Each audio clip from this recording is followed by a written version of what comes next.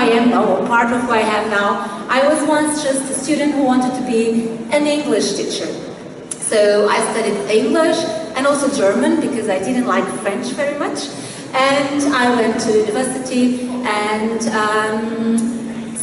saw that German was quite difficult. So every summer of my university studies, I went to Germany to improve my German. And I got so fond of Germany and German that on my third year of university studies, I decided that after all, I didn't want to be an English teacher anymore, not in high school. I wanted to be a university teacher and I wanted to focus on German studies. So I did my master in German studies, and then I went to my hometown, or I was already in my hometown, and I was a university teacher there. I got married, I bought a house, and then I said, no, I cannot stay here, this is not for me, I need a good city, I need to get away. So I applied, I tried to find a spot in Lisbon or Porto, and I found a spot in Porto. So I left, I was running for 6 years, coming and going, and my husband was still in my hometown. And after 6 years we moved, the whole family moved to Porto, and I'm there now, where I started to, so I'm there now already for 20 years. And my family is all there now, I brought everyone to Porto. This is to tell you that I started there also as an English and German teacher, and then I started to do so many different things and to take so many challenges that I'm no longer only an English teacher. I teach a lot of subjects every year, still now, after these 20 years, after my PhD, I still need to teach different subjects almost every academic year. And that's amazing, that's amazing. And amazing is also the world we live in. I know that it's not perfect, it will probably never be perfect, but we live in an amazing world, surrounded by technology, we can see some examples here, surrounded by advancing, and we soon realize that change is what we have constant in life. And this is not new. Heraclitus said this many, many centuries ago, that change is the only constant in life. So we shouldn't be afraid of change, we shouldn't be against change, we shouldn't be in our comfort zones all the time, because this is what is life. And embracing change is the way we can path our way through our lives. And technology is all around us, as I was telling you, and we need to keep up with it. And most of the times it makes our lives easier, but not every time. So this means that we need to adjust, we need to keep up, and we are now living in the so-called fourth revolution, or the Industry 4.0. Since 2010, this is our world. Digitalization, mobile devices, interaction between machines and humans, 3D printing. Well, I think that digital is our environment in most places of the world, or at least in part of our lives. And what does this mean? It means that it's amazing, as I said before, but it's also a challenge. And this is not sci-fi. Robots are already there. Maybe you don't see them, but they are there. They are in your mobile phones, giving you notifications of what is happening. They are in the transport systems. They are in the messaging we are doing every time. And sometimes there are real objects near us, but robots are there, and we need to face this as a reality and not be afraid of it. Because nowadays, we are living in a completely different world that our grandparents and parents lived. So we have to find new ways of moving forward, new solutions, new visions. We are in this kind of world. Our normal world is now the VUCA world. Volatile, uncertainty, complex, and ambiguous. And this is a bit frightening, right? Because it's much better when we know our environment, when we know what's going to happen today, tomorrow, next month, next year. That gives us comfort, that gives us security. But this VUCA world, with uncertainty, ambiguity, volatile things, sometimes keeps us a bit afraid of change. But there is no other thing nowadays. This is the new normality. This is what is normal. And for you, I think this is not too frightening, because in Morocco, I've seen that you deal with change quite well. So I'm sure this is not frightening for Moroccan people. But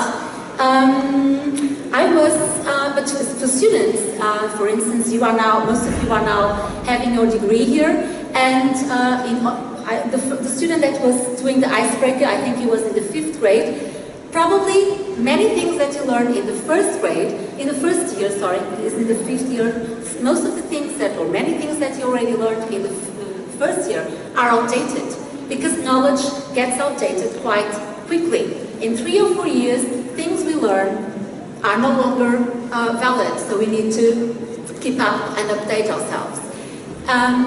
Meaning that the tradition and the solutions that our grandparents and parents gave us as a way to move on are sometimes not working anymore. So we need to be more creative, and I'll speak about that later on. And I was surprised yesterday, a bit surprised, then I was not that surprised. I was reading the MoroccanWorldNews.com, and there was a news saying that the unemployment rate among Moroccan graduates is quite high. I think it was around 26%. And that most of the Moroccan graduates look for jobs. It was 65% or something like that. 65% of Moroccan graduates look for jobs next to their relatives. So they ask their relatives for jobs. Around 30 try to ask for a job to their connections. And also around 30, 31, or 33, I'm not sure, contacted the employers directly. Less than 20% were responding to job ads, to job offers. And around only 5% were trying to create their own jobs. This is something that has to do with your culture, surely, but that you probably will have to change quite fast, because in the digital world, you can create your opportunities. You have to find the opportunities that are in front of you and not behind you. And you have to look for them online, in all the channels that are available to you, and find new ways of creating a job, or finding a job, or working abroad, or remotely, because with the digital world we can even work remotely. Because technology is really helping us being different, and like it or not, we cannot avoid technology. Today we have 4 generations working together with technology. Let me just speak about 3 generations for you. For instance, my father, who is 77, already has his email for quite a few years. He has his Skype. He goes online every day. But when he uses his smartphone, and yesterday or the day before yesterday we were talking via WhatsApp, he was doing like this to the smartphone. And I said, "Father, that's not a book." He said, "But it works better." Okay, good. Me, when I'm texting, I do it like this with one finger, and I'm sure you look like me and said, "Uh-oh." Like my daughter, she looks at me and said, "Mom, do you want me to send the SMS for you?" "No, thank you," because of course she does it like you. She uses both fingers and she doesn't even look at the screen. I don't know how you do it, but I'll learn. I'll learn. So, in fact, all of us are using technology in different ways, but we're using it. And the silver surfers, the seniors, are adjusting. So it's not difficult to adjust to technology. And what we need is to reskill, because technology brings challenges, brings new demands, brings new ideas. And in a 4-year time, according to the Global Economic Forum, companies need to reskill a lot. So only 46% of jobs are not needing to do some reskilling among their employees in a 4-year time period. Most of them need to do very strong reskilling jobs. And this is also for you, students and future graduates and future employees or future entrepreneurs. So reskilling is a word that you cannot forget. And Upskilling is how it's easier or is unavoidable with technology. And according to one American author, Ed McCormick, we are now reaching a new stage of our evolution, the Homo extensus, or the augmented man, with augmented reality, with virtual reality, with digitalization, with 3D. Well, maybe we won't, I hope we don't look like this in the near future. This is just an example to tell you that technology can help us being better, can help us having more skills. And this is happening already in the manufacturing industry. Machines are doing what before men and women were doing, and now it's being done by machines. And of course, this machine-man discussion has been polarized between those who are enthusiasts about automatization, let's make the world more digital, more automate, and those who are of course afraid that machines will steal their jobs or will steal their lives, and that the world will be controlled by machines. Well, we don't know what will happen because predictions are more and more difficult in a very quick changing world. And to predict for 30, 50 years is really very complicated. And I'm surely not the one to make predictions upon technology. But what we can do is think about this, and we can reflect upon this. And if we are going to be Homo extensus or not, it's not the most important thing, is that technology is now part of our lives in a way that it's not only the smartphone or the email or the Skype, it's the co-workers. In the near future, your co-worker will be a machine. In Portugal, which is not the high-tech top country in the world, we already have a restaurant, and it's not in the capital city or in Porto. We already have a restaurant where the waiter is a robot. So, waiters, managers, clients are already interacting with machines as a waiter. This is the future, and sometimes not that far away. It depends on the countries, because of course automatization is not exactly the same everywhere in the world. But Portugal is not a high-tech example, so, and it happened there already. I haven't been there, but I have to go there, experience the feeling. So soon we'll have machines as co-workers. And in every partnership, we need to see who is stronger in which part of the work. So where are machines better and doing a better job, and where can we be better than machines? Because we cannot avoid them, so let's not beat them, but let's work with them. And this is what I want to tell you now, or I want to stress now and enhance now, is that we shouldn't be afraid of change. We cannot be afraid of change. We cannot be afraid of machines because they are developing. We need to be technological persons. Even the seniors are being technological persons, so we all have to be technology adjusted, and that's the easiest part. But we cannot forget what makes us better than machines and unbeatable. And that's our humanity. That's our human skills. And there are a lot of human skills, a lot. I'll just talk about some that are very important for the business market and for your future employment and for all of us. Because business is looking for technology, advanced innovation, high-tech people, but it is also looking for human skills, like, for instance, creativity. And creativity is something that machines cannot have. They can repeat patterns.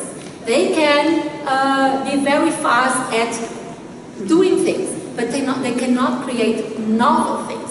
They cannot look at this space and think, okay, tomorrow we can do here a complete different thing, because you've connected us. People think and create novel things that are out of the box. And out of the box is something that only humans can be. Another thing and creativity is very important for innovation in business. So creative persons are of course needed in business. Another important thing that's only our is of course our emotions. But not the emotions themselves, the emotional intelligence. We need to use emotions in an intelligent way. Otherwise, we are just having reactions. And emotional intelligence is something that is, again, something very human. We need to have self-awareness. We need to know our feelings. We need to know how we react in order to control it, in order to self-regulate ourselves. And then we need to be empathic and sympathetic to others.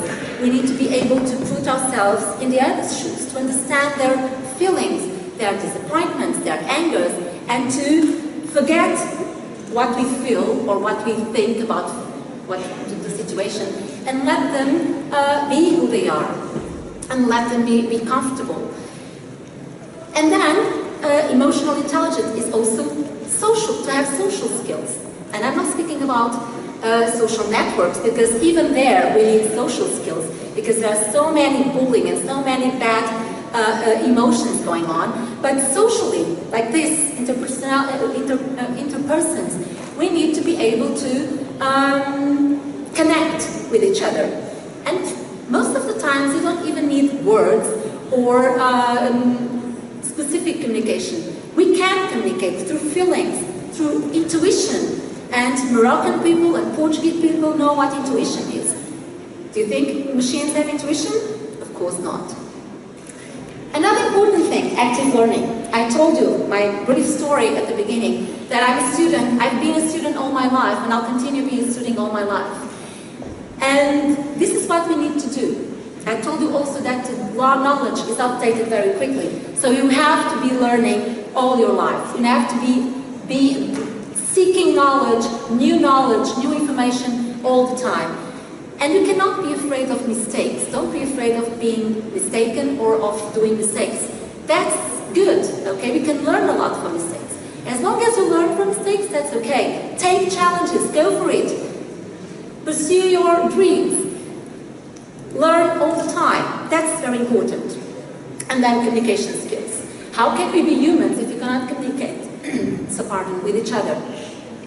We really need to communicate with our humanity, with our human skills. And not only in a national field, but also an international or intercultural domain. Diversity is, again, something very common in the world we live in. We're in the 21st century, fourth revolution, and we have people from all the places, in every place. We can find people, diverse people everywhere, not only from different countries, but even from our cultures. So we need to be able to communicate, to say the right thing, to sense if people are feeling comfortable or uncomfortable, to create meaning, real meaning. That's very important. And finally, but we could move on talking about skills and human skills, and I think this one kind of sum up everything I've said so far: flexibility. We need to be flexible. We can have our dreams, we can have our priorities, we can have our agendas, we can have our calendars, okay. But once you are in a place where people are doing things differently, or expect different things from you, or you expect different things for them, and they are not kind of responding in the same way, just chill out, keep it easy, and adjust. The same way we can adjust to a mobile phone or to a smartphone. Mobiles are out, I know, smartphones. The same way we can adjust to a smartphone, we should be able to adjust to diverse environments, to different ways of doing things, different ways of thinking, to different ways of creating solutions. That's not only way, that's not my way which is better, or your way which is better. Let's come together and let's find our way. Be flexible, and all these skills, all this humanity is what we need when, for instance, we have a catastrophe or we have a problem. Yesterday, for instance, when I was checking in my daughter and my husband, because they're meeting me tomorrow here, I noticed that I had booked the wrong name of my daughter, and I was like, you know, the monster panic that was in the first presentation came to me, not because I was procrastinating, but because I realized, oh my God, tomorrow my daughter won't be able to enter the flight. So I was looking for a contact, and I didn't want a chatbot where I was writing to a machine. I wanted a person, a real person on phone. So I tried to call the company, and I expected the person. I was praying that it was someone real talking to me, because I was panicking, I was having a problem. I want a person, I don't want a machine. And I got the person, and I solved the problem. That was good. So, to sum up and to wrap up, all this makes the leaders of the future and of the present, because the future is today. It's so quick that the future is actually today. All this makes the leaders of today and the entrepreneurs of today and of the future. So please don't forget that the most important thing in you is that you're human, and that the most important skills that you have are your human skills, and that's what will make you successful in this quick-paced changing world. Thank you so much.